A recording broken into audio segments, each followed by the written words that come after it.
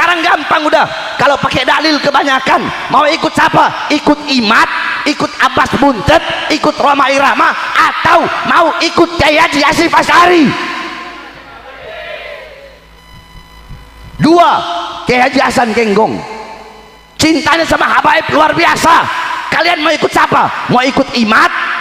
Mau ikut Imat, ikut Roma, Abbas Buntet dan geng-gengnya, atau mau ikut Kiai Haji Hasan Genggong, atau mau ikut Mbah Mangli, atau mau ikut Kiai Khalil Bangkalan, atau mau ikut Imam Nawawi, Syekh Nawawi Banten. Syekh Nawawi Al-Bantani satu saat berjumpa dengan Sayyid Utsman bin Yahya Mufti Betawi di daerah Pekojan. Itu Al-Habib Utsman bin Yahya, kata Syekh Nawawi, ya Sayyid, ini arah kiblat ini belum benar. Kata Habib Utsman bin Yahya, ini udah benar ya Syekh? Belum benar, harus agak ke sini sedikit. Tetap di situ beliau saling ini. Akhirnya apa? Syekh Nawawi Al-Bantani mengeluarkan karomahnya. Habib Utsman bin Yahya bisa melihat ada Ka'bah di jari yang dimana Syekh Nawawi mengatakan arahkan ke situ kiblatnya. Ketika beliau mengarahkan tangannya, maka di situ Habib Utsman bin Yahya melihat adanya Ka'bah, saudara-saudara. Nah, kalau Syekh Nawawi Al-Bantani nggak percaya dengan adanya habaib, nggak percaya dengan adanya Sayyid Syarif Dzurriyyah Rasulullah, tidak mungkin ada percakapan itu, dan tidak mungkin beliau akan membenarkan sesuatu itu, saudara-saudara, membenarkan arah kiblat itu dan memanggil Habib Utsman bin Yahya dengan sebutan wahai Sayyid. Logika saja, saudara-saudara. Di dalam NU itu ada namanya konun asasi. Apa namanya? Di sini kan banyak warga NU, masyarakat NU pasti tahu yang namanya konun asasi. Di dalam konun asasi NU itu Kiai Haji Hadratus Syekh Hasyim Asy'ari, beliau meletakkan syair daripada Al-Habib As-Sayyid Abdullah bin Alwi As-Saggaf, Al-Habib Abdullah bin Ahmad As-Saggaf kalau nggak salah. Beliau letakkan syairnya syairnya Habib Abdullah itu beliau letakkan dalam konun asasi. Ini konun asasi kan hak dasar asasnya NU. Ibarat kata itu benar-benar bentengnya NU. Bentengnya NU, pondasinya NU. Tapi di situ ada syair dari seorang Sayyid. Nah, tidak mungkin Kiai Haji Hasyim Asy'ari beliau meletakkan syairnya di situ, sedangkan itu syair seorang Sayyid, seorang Habib Pak Alawi. Tidak mungkin akan beliau letakkan kalau beliau tidak yakin bahwasanya beliau adalah dzurriyyah Nabi Muhammad. Paham? Saya tanya masyarakat Ciamis, paham? Nah, sekarang gampang udah, kalau pakai dalil kebanyakan. Mau ikut siapa? Ikut Imat, ikut Abbas Buntet, ikut Roma Irama, atau mau ikut Kiai Haji Hasyim Asy'ari? Dua, Kiai Haji Hasan Genggong cintanya sama habaib luar biasa. Kalian mau ikut siapa? Mau ikut Imat? Mau ikut Imat, ikut Roma, Abbas Buntet dan geng-gengnya, atau mau ikut Kiai Haji Hasan Genggong, atau mau ikut Mbah Mangli, atau mau ikut Kiai Khalil Bangkalan, atau mau ikut Imam Nawawi, Syekh Nawawi Banten. Syekh Nawawi Al-Bantani satu saat berjumpa dengan Sayyid Utsman bin Yahya Mufti Betawi di daerah Pekojan. Itu Al-Habib Utsman bin Yahya, kata Syekh Nawawi, ya Sayyid, ini arah kiblat ini belum benar. Kata Habib Utsman bin Yahya, ini udah benar ya Syekh? Belum benar, harus agak ke sini sedikit. Tetap di situ beliau saling ini. Akhirnya apa? Syekh Nawawi Al-Bantani mengeluarkan karomahnya. Habib Utsman bin Yahya bisa melihat ada Ka'bah di jari yang dimana Syekh Nawawi mengatakan arahkan ke situ kiblatnya. Ketika beliau mengarahkan tangannya, maka di situ Habib Utsman bin Yahya melihat adanya Ka'bah, saudara-saudara. Nah, kalau Syekh Nawawi Al-Bantani nggak percaya dengan adanya habaib, nggak percaya dengan adanya Sayyid Syarif Dzurriyyah Rasulullah, tidak mungkin ada percakapan itu, dan tidak mungkin beliau akan membenarkan sesuatu itu, saudara-saudara, membenarkan arah kiblat itu dan memanggil Habib Utsman bin Yahya dengan sebutan wahai Sayyid. Saya tanya, mau ikut siapa? Mau ikut Imad, Roma, Abbas Buntet, atau Syekh Nawawi? Begitu aja. Jadi ada satu kaidah begini, kalau kalian pengen suhroh, kalau kalian pengen dikenal gampang. Kalau kata pepatah Arab, kalau pengen dikenal, kencingi saja air sumur Zam-Zam, pasti kamu langsung dikenal. Kamu kencingi sumur Zam-Zam, pasti langsung dikenal kamu. Semua satu jazirah Arab pasti kenal, langsung viral kamu. Ngencingin sumur Zam-Zam.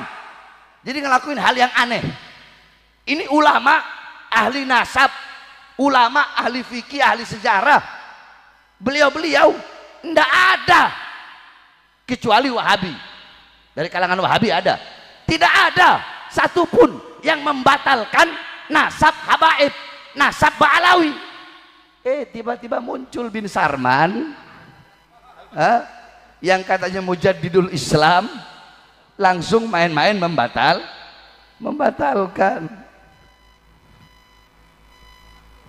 Makanya jangan sampai ini kan perkara memecah belah, betul. Ini memecah belah. Alasannya apa? Kita pribumi harus bangkit. Woi goblok, saya juga pribumi. Kalau mau kebangkitan pribumi, apa urusannya sama Ba'alawi? Kalau mau kebangkitan pribumi, ayo sama-sama kita bangun, ayo sama-sama kita berdiri.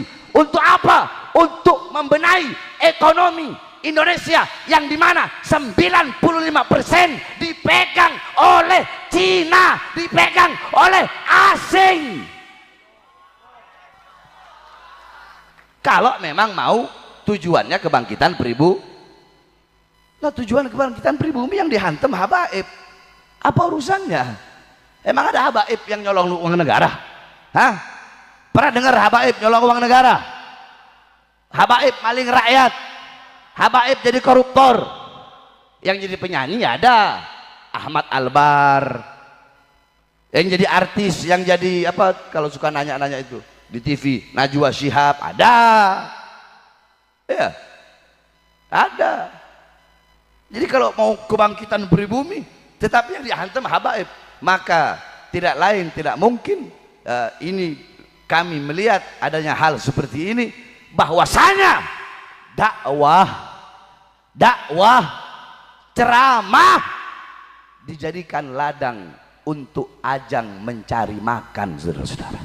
Kenapa? Karena tidak bisa dipungkiri, mereka melihat habaib di mana-mana, di acara-acara maulid full habaib, penceramah habaib. Memang benar ada habaib yang nggak benar, nggak semua habaib itu benar. Ada habaib yang bangsat, ada habib yang bejat, ada habib yang narkoba, ada habib yang biadab, ada saudara-saudara, bukan enggak, kita nak menafikan itu. Tapi kalau sampai Roma Irama ngomong doktrinnya habaib, nggak apa-apa habib narkoba, nggak apa-apa habib judi, nggak apa-apa habib zina, pasti masuk surga. Tidak ada doktrin seperti itu. Doktrin seperti itu tidak ada. Siapapun, Al-Imam Ali Zainal Abidin, suatu waktu beliau menangis. Muridnya bertanya, ya Imam, ma hadal baka, tangisan apa ini? Apa jawab beliau?